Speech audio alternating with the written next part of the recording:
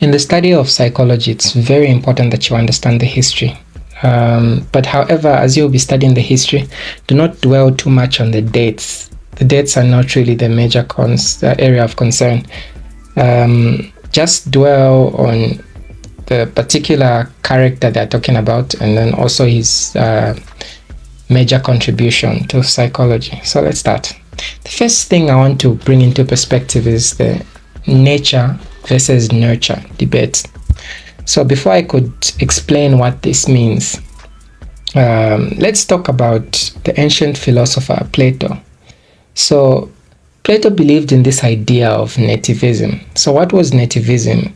Nativism was this philosophical idea that mental capabilities and knowledge is inborn or innate. So they believe that knowledge is not really acquired from the environment, but instead human beings are born with this capability to possess knowledge or to have certain mental capabilities, right? And then this idea was later reinforced by other philosophers like René Descartes, right? And then this idea became a very important idea. Later on, there was this new idea by Aristotle that later became empiricism. So empiricism was this idea that the environment is what contributes to a human being's knowledge. So it was this philosophical idea that the environment is what will is the major player when it comes to shaping an individual.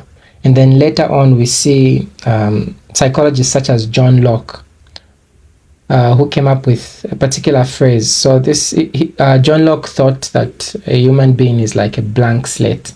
And then there's this particular popular phrase that I want you to pay attention to, where he would say tabula rasa, which meant a blank slate. So that's the idea between nativism and empiricism. But then why are we talking about this?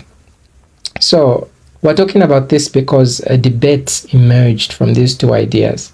So we call this debate the nature versus nurture debate.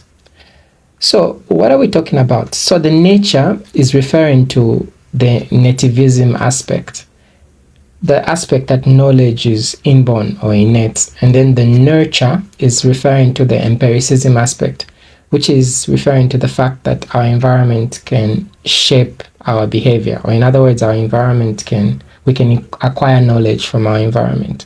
And so, to be fair, I really don't think this should be a debate.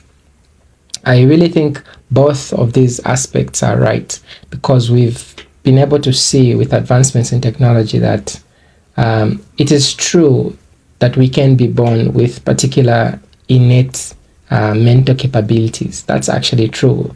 Could be found maybe expressed through having a particular gene. But then on the other hand, it's true also that our environment can also alter these genes. So both aspects are actually right, and that will conclude the first lecture.